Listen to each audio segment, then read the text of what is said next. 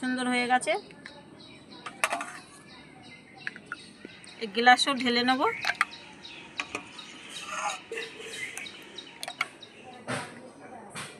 নমস্কার বন্ধুরা, রূপাদের কিচেনে আপনাদের সবাইকে অনেক অনেক স্বাগত জানাই। বন্ধুরা, আজকে আমি শেয়ার করব ফুটি। তো ছোট থেকে বড় সবাই কিন্তু আমার এই ফুটিটা খেতে ভালোবাসি। আর কোনো রকম রং কেমিক্যাল ছাড়াই কিন্তু ফুটিটা তৈরি করব, আর অনেক দিন পর্যন্ত কিন্তু সংরক্ষণ করে রাখতে পারবেন। তাহলে চলুন রান্নাঘরে চলে যাই। এখানে আমি নিয়ে নিয়েছি গাছ পাকা আম। দেখুন কত সুন্দর রং। আর এইগুলো কিন্তু ওপর দিয়ে একটু কাঁচা দেখতে, কিন্তু ভেতরে রংটা কিন্তু খুবই সুন্দর। আপনাদের আমি তো কেটে দেখাবো কত সুন্দর। এই এতগুলো আম নিয়ে নিয়েছি ফুটি তৈরি করার জন্য। এখন কিন্তু ফুটি বানানোর সঠিক টাইম, আর আমের দামটাও খুব কমে গেছে। আপনারা এভাবে আমটা কিনে কিন্তু ফুটিটা তৈরি করতে পারেন, খুবই সস্তা হয়ে গেছে যাদের গাছে আম নেই। এবার একটা বটি নিয়েছি আমি, আমগুলো ভালো করে জলে ধুয়ে নিই।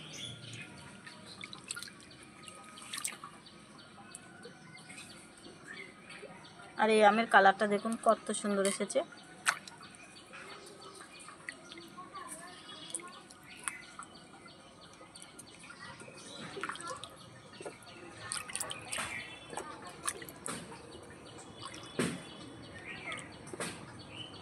আর এই আমটা কত বড়।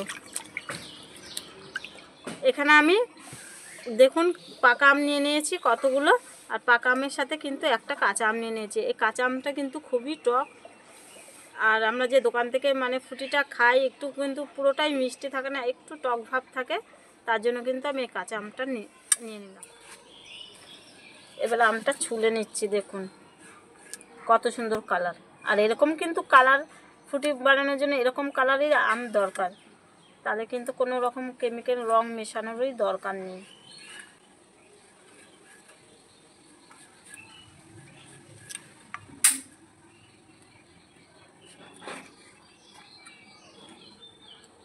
আমগুলো আমি এরকম পিস করে নিচ্ছি। দেখুন একটা গামলা রেখে দেবো।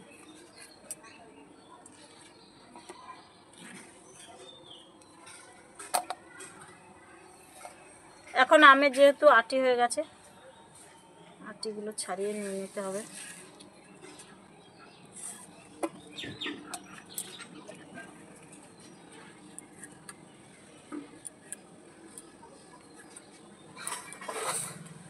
এইভাবে করে কিন্তু আমি সব আমগুলো পিস পিস করে কেটে নেব।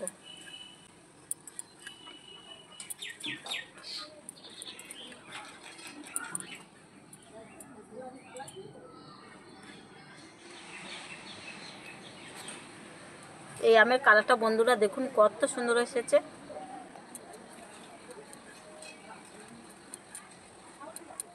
পাকা আমগুলো তো আমি কেটে নিয়েছি, দেখুন কত সুন্দর করে। এবারে পাকা আমের সঙ্গে একটা কাঁচা আম নিয়ে নিয়েছি, এই আমটা কেটে দিয়ে দেবো।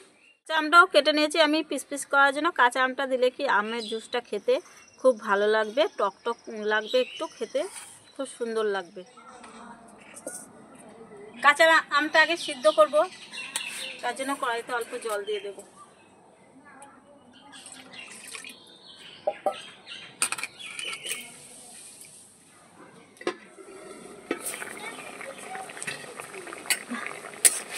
আমগুলো ভালোভাবে তো সেদ্ধ হয়ে গেছে, এবারে পাকা আমটা দিয়ে দেবো।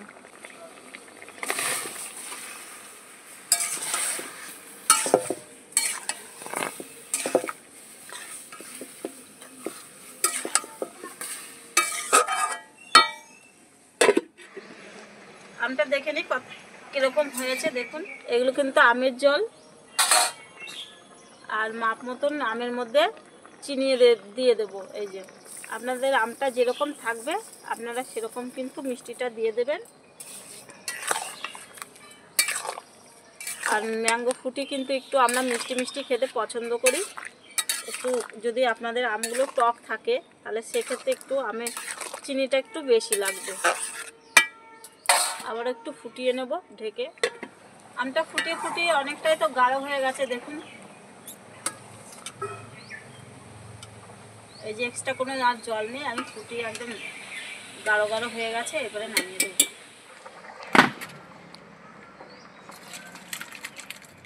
এবার একটু ঠান্ডা করে নেব। একটু ঠান্ডা করে নিয়েছি, এবার একটা জার নিয়েছি, জারের মধ্যে ভরে দেবো।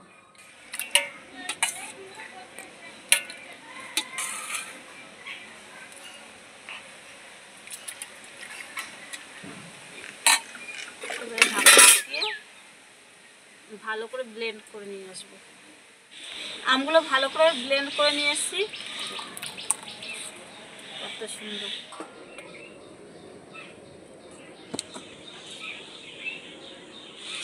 এবারে একটা ছাঁকুনি নিয়ে নিলাম যাতে এর মধ্যে কোনো ডালা ভাব না থাকে, একটু ছেঁকে নেব। ডালা ভাব লাগলে কি খেতে কিন্তু ভালো লাগবে না। এরকম করে একটু ছেঁকে নিতে হবে। এই দেখুন,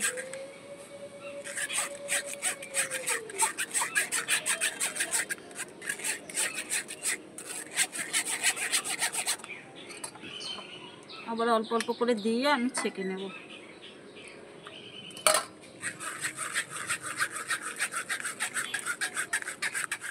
শুধুমাত্র এই কারণে কিন্তু বন্ধুরা আমি ছাকার কথা বলেছি। এই দেখুন এগুলো বেরিয়েছে, এগুলো মুখে পড়লে কিন্তু একদম ভালো লাগে না ফুটিটা খেতে।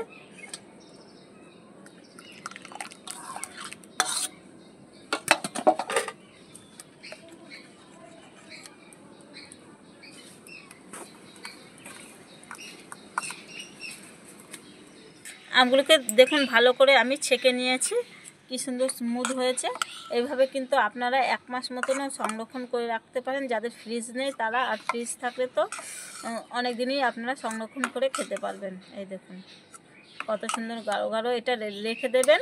আর যখন মন চাইবে তখনই কিন্তু জলের সাথে মিশিয়ে খেয়ে নিতে পারবেন। আমি যেহেতু এটা এখনই খেয়ে নেব, তার জন্য কিন্তু এখানে ফ্রিজে ঠান্ডা জল নিয়েছি, এই জলটা মিশিয়ে দেব যেটুখানি লাগবে।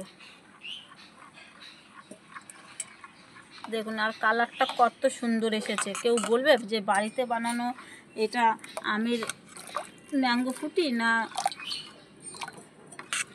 বাড়িতে বানানো, কত সুন্দর হয়েছে। দোকানে তো ম্যাঙ্গো ফুটির মধ্যে মাত্র এসেন্স মেশানো থাকে, তার জন্য এটা খেতে ওরকম লাগে। আর বাড়িতে এরকম সুন্দর ফুটি বানানোর জন্য কোনো কিছুই দরকার নেই, কোনো কিছু রং কেমিক্যাল কোনো কিছুই বন্ধুরা দিনই। দেখুন কেউ বুঝতেই পারবে না যে এটা বাড়িতে তৈরি।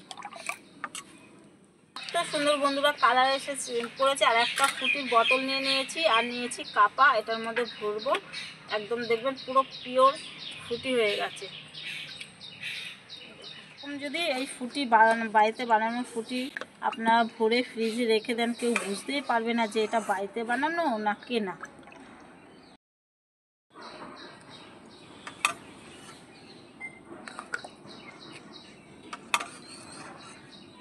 কত সুন্দর হয়ে গেছে।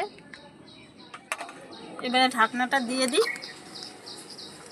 দেখুন কত সুন্দর লাগছে। এবারে এই গ্লাসও ঢেলে নেব।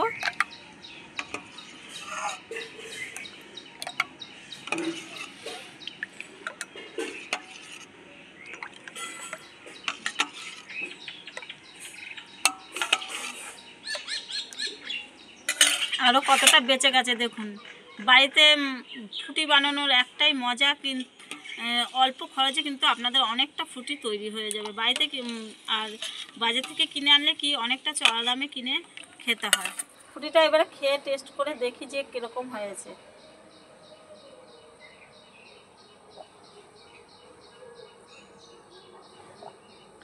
কাঁচা আমটা দেওয়াতে আরও টেস্টটা বেড়ে গেছে।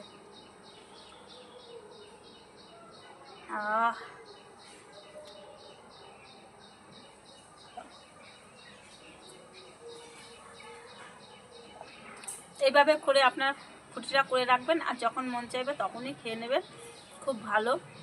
এই মানে পাকা আমের সিজন থাকতে থাকতে এই কদিন তো আর বাকি আছে, আপনারা অনেক করে ফুটি করে এইভাবে বাড়িতে রেখে দিতে পারেন। আর বেশি দাম দিয়ে কিন্তু বাজার থেকে কিনতে হবে না। তাহলে বন্ধুরা আজকে আমার এই ফুটি রেসিপিটা কেমন লাগলো? যদি ভালো লেগে থাকে তাহলে লাইক কমেন্ট শেয়ার করে দেবেন, আর রূপালী চ্যানেলটা সাবস্ক্রাইব করে পাশে থাকবেন। তাহলে এই পর্যন্তই, দেখা হবে পরে একটা ভিডিওতে। টাটা।